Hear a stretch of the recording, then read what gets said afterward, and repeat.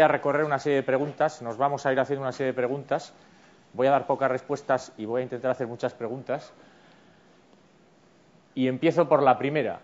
¿Será el vehículo eléctrico la solución? ¿Va a ser el sustituto al vehículo convencional con motor de combustión interna? ¿Va a ser ese vehículo que vamos a ver en nuestras ciudades normalmente, habitualmente en el futuro? Pues nosotros creemos que sí. Y quizá empiezo diciendo que será la única pregunta a la que conteste tan tajantemente. A partir de ahora seré mucho más evasivo. Por varias razones. La primera es casi ingenieril o conceptual, y seguro que hay aquí ingenieros que lo podrían explicar mucho mejor que yo. El motor eléctrico es más eficiente que el de combustión interna. El motor eléctrico consume menos recursos en cuanto a energía por kilómetro recorrido que el motor de combustión interna habitual. La pregunta sería, oiga, ¿y cómo podemos llevar 100 años con vehículos de combustión interna si resulta que este motor eléctrico, la electricidad ya existía antes de los primeros vehículos de combustión interna? ¿Cómo llevamos tanto tiempo recorriendo este camino con motores más ineficientes o menos eficientes? Pues porque el combustible, la gasolina, el petróleo, no era un problema. No lo ha sido durante 100 años. No lo ha sido por disponibilidad, no lo ha sido por coste, y no lo ha sido o no ha habido la sensibilidad de qué problemas podía acarrear, medioambientalmente hablando, el uso masivo de ese petróleo. Pero resulta que descubrimos que hay otra fuente de energía, otro vector de energía, no voy a hablar de fuente, que es la electricidad, pues que es más diversificable. Entonces, ahora que nos empieza a preocupar de dónde sacamos el petróleo, si habrá suficiente, si lo tengo que comprar a los países de la OPEP o a los árabes o a nuevos lugares donde va apareciendo, pues resulta que la electricidad es mucho más diversificable. ¿Qué quiere decir? Que podemos obtener electricidad de muy diversas fuentes. Ese es el mix de generación eléctrica española.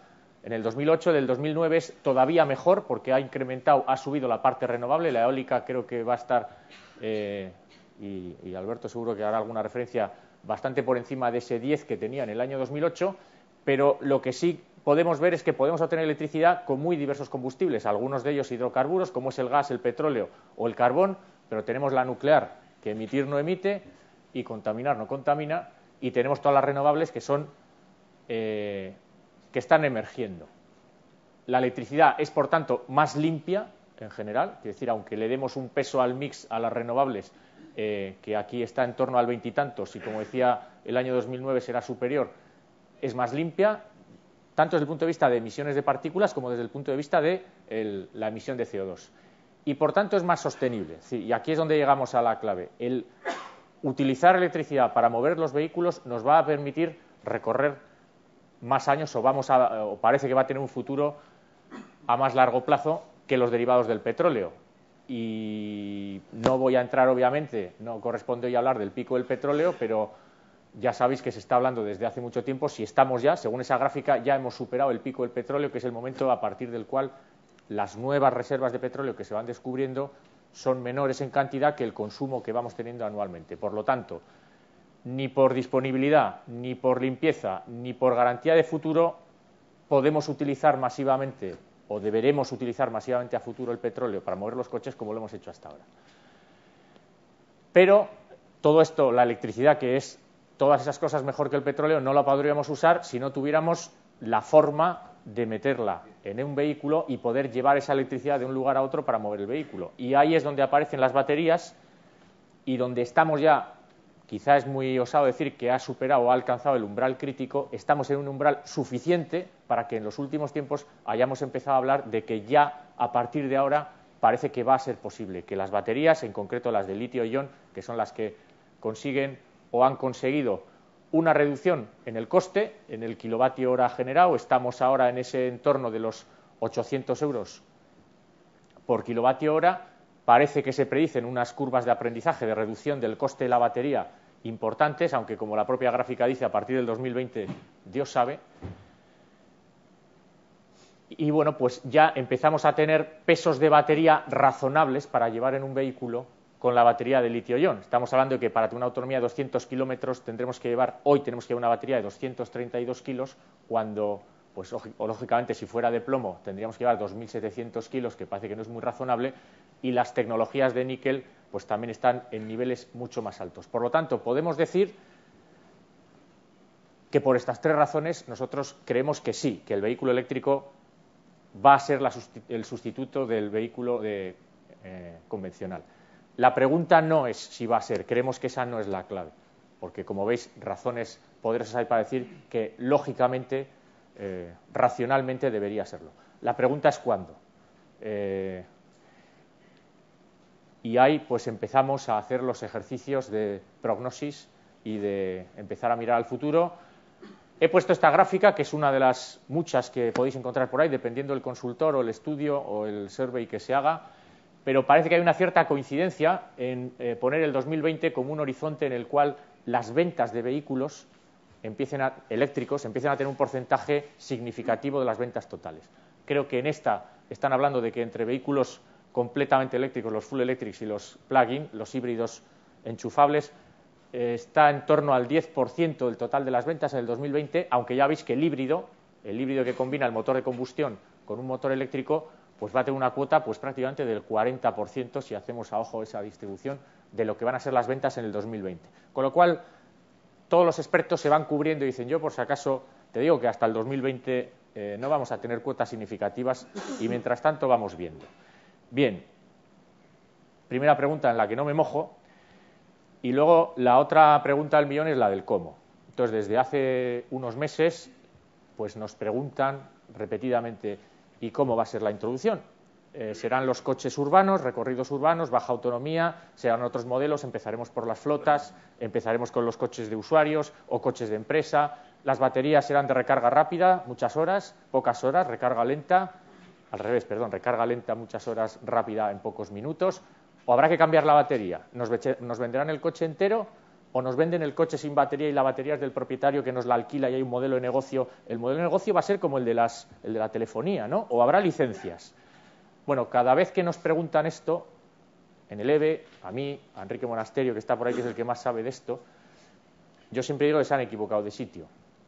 Que para preguntar esto tienen que ir a Hogwarts y Harry Potter y sus amigos son los que seguramente le podrían dar respuestas parecidas a las que nosotros le podemos dar, porque esto es sacar la bola de cristal, por lo menos desde una agencia pública, como solemos decir nosotros.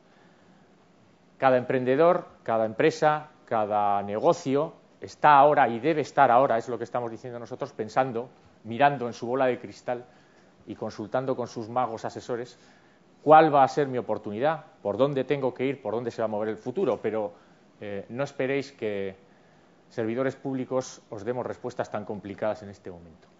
Lo que sí podemos hacer, o lo que sí estamos intentando hacer, es ver si para llegar a ese vehículo eléctrico necesitamos nuevos modelos de movilidad, o yo prefiero llamarlo nuevos hábitos sociales y de consumo que puedan favorecer la introducción del vehículo eléctrico. Es decir, hay indicios, además de los puramente tecnológicos y de necesidad, o hay formatos de movilidad y de consumo que van a hacer más fácil que vayamos al vehículo eléctrico. Bueno, apunto algunas que nos hacen pensar que sí, y que son las que tendremos que intentar impulsar. Luego hablaré al final de qué es lo que nosotros creemos que podemos o debemos hacer en ese sentido. Habla mucho Alfonso de la ciudad compacta. Jaime Lerner, un arquitecto y urbanista muy conocido, que además llegó a ser incluso alcalde de Curitiba, ciudad brasileña, y que además lo encontré por la referencia que me dio Brian del TED Talks y que es sumamente interesante. Habla de que la ciudad no es el problema, es la solución.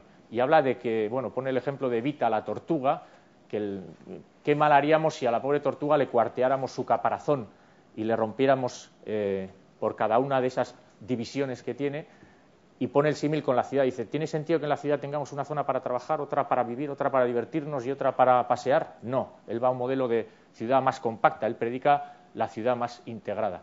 Desde el punto de vista de energía, esa es la ciudad que debemos predicar. Fijaros cómo cae el consumo de energía per cápita en las ciudades más densas, en las regiones más densamente pobladas. Esto es consumo, digamos, por habitante, en tráfico, en movilidad, en las regiones más densamente pobladas frente a las menos densamente pobladas. Pues tenemos unas ciudades y tenemos un territorio que se presta a este tipo de ciudad más compacta. De hecho, yo creo que somos de las regiones del mundo que seguramente menos hemos hecho esa separación de zonas y en las que el vehículo eléctrico va a tener mucho que decir porque es un vehículo que se va a adaptar o tiene que jugar, creemos, un papel importante en esa ciudad compacta. Otra cuestión, los consumidores. Otro experto en temas de consumo, en economía de consumo, que también está en TED Talks y que habla de cuáles son, una de sus últimas intervenciones, no sé si ha llegado a escribir algún libro, pero sí algunos artículos, habla del consumidor post-crisis. ¿Cómo va a ser el consumidor? ¿Qué pautas de consumo va a tener el consumidor después de esta crisis brutal que ha afectado a toda la economía y en particular a los consumidores?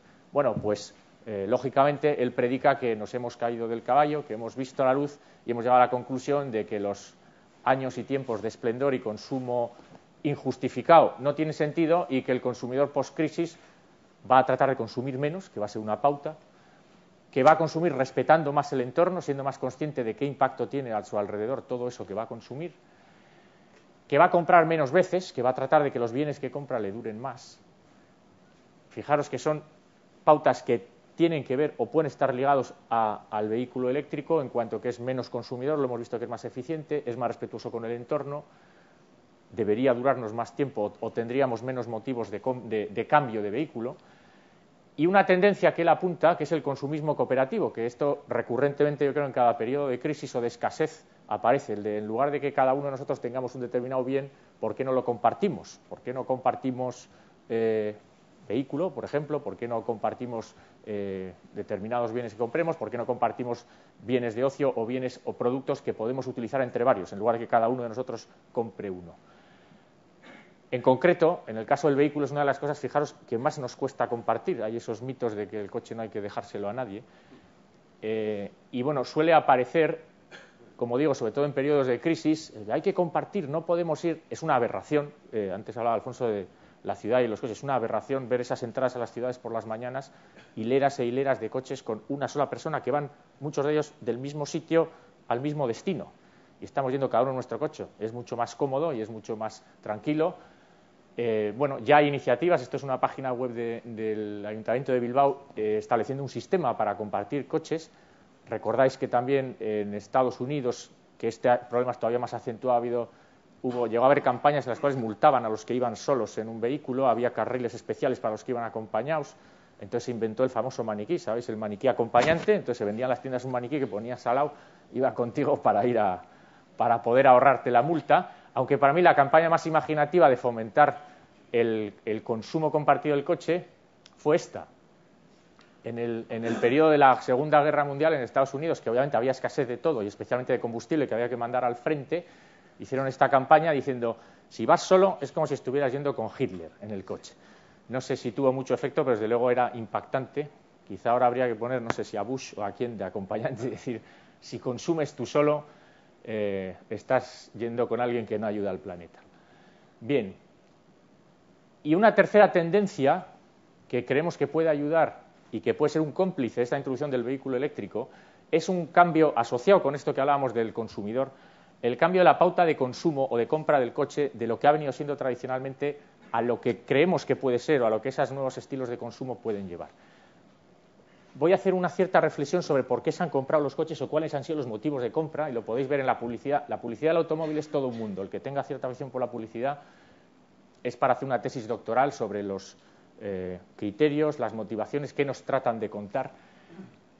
Lo que ha sido una tendencia generalizada es que el coche siempre ha sido, o normalmente desde sus primeros orígenes, una forma de demostrar prestigio, triunfo, estatus, cuanto más grande mejor, cuanto más consuma mejor, cuanto más corra mejor. Es decir, ha sido un objeto de consumo, y permitirme la expresión, muy masculino, en el sentido de que el tamaño importaba. Y bueno, pues marcas muy conocidas en las que se jugaba a demostrar triunfo, a demostrar éxito por el hecho de disfrutar de ese vehículo. No importa el precio, no importa el consumo, no importa si es respetuoso o no con el entorno. Hay un anuncio que a mí me gusta mucho porque es un ejemplo perfecto, en el cual una conocida marca de vehículos decía, ¿usted qué prefiere, conducir el coche de lujo que ve a su izquierda o el coche de altas prestaciones que ve a su derecha? Es decir, resume perfectamente todos estos criterios de compra. Bueno, pues el vehículo eléctrico creemos que tiene una oportunidad de cambiar, o que si va a introducirse tendrá que ser a través de otra forma de apelar al consumo, como un cacharro mucho más manejable, pequeño, con una más atractivo estéticamente. Hablaba antes del paisaje urbano Alfonso. Tiene sentido también que pensemos en un coche como parte de ese paisaje urbano que sea más atractivo. Me atrevo a poner algo tan políticamente incorrecto en una charla como la palabra sexy, porque se le ha cogido a Steve Jobs, que cuando le preguntaron por qué se vende tanto el MP3, el iPod, que no deja de ser un aparato para escuchar música, igual que otros tantos que valen la quinta parte o la sexta parte, dijo, pues porque lo hemos hecho de una forma mucho más manejable, más atractiva, más estética, más sexy. Entonces le he tomado prestada su palabra. Bueno, pues sí, podemos asumir que es así. Nos recuerda, este es el Tesla, que es uno de los coches que más se publicitan, vamos, o se ponen en fotografía, al menos últimamente. Es un vehículo eléctrico, de los que más autonomía tiene, con un estilo deportivo y de los más caros también, lógicamente. Es un capricho. No creo que esté entre en los primeros segmentos de venta masiva de vehículo eléctrico, pero voy un poco al diseño o al tipo de vehículo. Fijaros que el vehículo eléctrico va a ser un vehículo silencioso, no va a ser grasiento, si me permitís la expresión, no va a ser sucio, no va a echar humo por detrás, no va a perder grasa ni va a perder gasolina. Es como si cogierais el coche teledirigido que tiene en casa vuestro hijo o vuestro sobrino y lo ponemos grande. Es decir, las mismas emisiones que tiene el coche teledirigido de casa, que es un coche eléctrico, será el de este, exagerando. Bueno, pues todo esto son tendencias o son pautas que creemos pueden ser de utilidad y pueden ayudar a ese modelo. Pero además, ¿qué podemos hacer? Y ahora también hacemos la última reflexión, desde gobiernos o administraciones o agencias públicas para ayudar. Insisto, los que van a crear esos mercados, los que van a desarrollar los negocios son los emprendedores, son las empresas, son las personas que tengan ideas para trabajar adelante. Nosotros podemos, bueno, pues quizá ayudar o preparar. Primera cosa que podemos hacer, el transporte público. Puede parecer un poco contradictorio, pero creemos que un transporte público cómodo, fiable, utilizable, es un aliado perfecto para un vehículo urbano, inicialmente en los primeros años de una autonomía limitada, de movimiento fundamentalmente urbano o interurbano, lógicamente no con este tipo de transporte público, pero sí con transportes públicos como los que ya empezamos a tener en gran medida en nuestras ciudades. El tranvía de Vitoria. El otro día estábamos con el alcalde de Vitoria precisamente hablándole del vehículo eléctrico para empezar a trabajar con el Ayuntamiento de Vitoria en cómo fomentar la introducción del vehículo. Hablamos de transporte público y nos decía que están encantados con el tranvía en Vitoria, pero encantados, pues yo creo que como estábamos en Bilbao con el metro hace 10 años, cuando decimos, ¿y esto qué es? ¿Qué cosa tan maravillosa? Y llega a la hora y sale a la hora y está limpio. Y él comentaba, es que por primera vez estoy viendo en un transporte público gente con corbata. Por eso he venido con corbata para decir que nosotros somos los raros, los que nunca nos montamos parece en un autobús o en un transporte público si no es cómodo, fiable y interconectado, muy importante. Si el transporte público nos da posibilidades de conexión de ciudad a ciudad, de núcleo a núcleo, de barrio a barrio, el vehículo eléctrico es un complemento que ahora veréis que puede ser muy interesante. Podemos ayudar, y de hecho estamos intentando ayudar, en crear las primeras infraestructuras de recarga para romper ese círculo vicioso de no hay vehículos porque no los recargo y qué voy a recargar si no hay vehículos. Bueno, pues pueden ser en una primera escala unas cuantas o unas pocas localizadas. Podemos luego ir a redes más extendidas y más abiertas y más distribuidas en los puntos, digamos, intermedios entre los recorridos más habituales. Y habrá que ir pensando también en los lugares más privados o más localizados en garajes, parkings, etcétera, para ir extendiendo esa red. Pero lo que es muy importante, os decía, es que esté interconectado. Este es el parking, creo que está en Leioa, en la estación de metro. Si establecemos los lugares de recarga, los lugares de uso, los lugares de aprovisionamiento de vehículos eléctricos conectado con el transporte público, estaremos cerrando esa red que puede ayudar a utilizarlo y darle el verdadero uso a ese tipo de vehículos. Creemos que también se puede ayudar fomentando la aparición temprana de flotas de vehículos, transporte público tipo taxis, y voy a hacer una mención rápida a un modelo también de consumo compartido o cooperativo, ligando con lo que hablábamos antes de las pautas de consumo, que es el car sharing. No sé si habréis oído hablar, y como igual alguno de los ponentes que viene después habla también del car sharing, no voy a entrar muy a fondo, pero es un modelo en el cual no vamos varios en el mismo coche, sino que compartimos, somos dueños del mismo coche todos los que somos socios de un club. y yo sé que si voy al lugar X o a los lugares X que mi club tiene determinados, yo voy a ir y voy a tener un coche a mi disposición para hacer un determinado recorrido y lo vuelvo a dejar. Y me cobrarán únicamente, aparte de la cuota fija por ser miembro de ese club de car sharing, por los vehículos o el tiempo que haya tenido ese coche en utilización. Es una forma más racional de utilizar el coche, de hacer ese consumo compartido sin necesidad de que vayamos con Hitler en el coche. Está ya extendido con vehículos convencionales, se está empezando a utilizar con vehículos convencionales en varios países del mundo. Aquí en Cataluña hay una experiencia también, y básicamente es join, hacerte socio del club, reservar, que puedes reservar por internet o telefónicamente, irte al lugar donde están los coches, coger el que en ese momento esté preparado para ti y conducir y volver a dejarlo donde sea. Están hechos estudios y parece que el punto, digamos, en el cual interesa es aquel que tenga consumos inferiores a 15.000 kilómetros al año.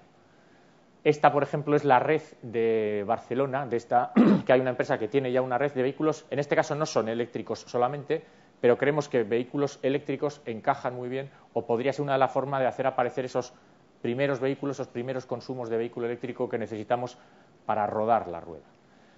Voy a ir terminando. Tenemos que actuar en el marco legislativo y en las normas, tenemos que superar barreras, que las va a haber, tenemos que ayudar a que en determinados círculos, por ejemplo, urbanos, solamente se permita el acceso a vehículos no contaminantes, y en este caso los eléctricos lo son por excelencia, o establecer primas o zonas especialmente destinadas para que estos vehículos aparquen y puedan moverse. Y finalmente, implicar. Es decir, no dejarlo en una cosa tecnológica, no dejarlo en una cuestión meramente conceptual o de arquitectos o de ingenieros o de urbanistas, sino implicar a empresas, a agentes sociales y a los propios ciudadanos. Recordáis que hace unas semanas el clúster de automoción, precisamente con el clúster de energía, firmaron un convenio en el que había ministros, Lehendakari y demás. Lo importante de actos de este estilo, más allá de sus contenidos, es que si veis esa primera fila de ese acto, los principales responsables de las principales empresas relacionadas con el ámbito de automoción energético dijeron que van a apostar y que van a trabajar y que creen en el vehículo eléctrico. Y creemos que eso tiene su valor para esto, para crear un estado de opinión positivo e imparable. Porque, os cuento muy rápidamente, tiene sentido hablar de crear un estado de opinión y de intentar encontrar un punto de no retorno, es decir, el llamado tipping point, de momento a partir del cual es difícil volver atrás, porque no es la primera vez que el vehículo eléctrico está en canción. Hasta los años 20 hubo más vehículos eléctricos vendidos y en las carreteras que motores de combustión interna. En el año 20 Ford descubre la cadena de montaje, apuesta decididamente por el vehículo convencional de gasolina y derrota definitivamente las empresas o los modelos de vehículo eléctrico que estuvieron funcionando en los primeros años del siglo pasado, del siglo XX. En los años 90, este modelo es de los años 90, es el EV1 de General Motors, que se diseñó a principios de los 90 y que en California tuvo bastantes ventas, apoyado además por una normativa de la Agencia Medioambiental de California que obligó a los fabricantes de automóviles a vender automóviles de muy bajas emisiones, de muy bajas partículas contaminantes. Y hay toda una historia en torno a esto. Acabó a que a finales de la década de los 90 General Motors retiró este vehículo, pero no solo retiró que dejó de fabricarlo, sino que literalmente retiró todos los que había vendido y los destruyó. Y hay toda una leyenda y una película que podéis encontrar por ahí que describe aquella experiencia y bueno, presenta una cierta teoría de la conspiración sobre quienes hicieron que lo que podía haber sido el brote triunfador del vehículo eléctrico en esa década pues quedara en nada.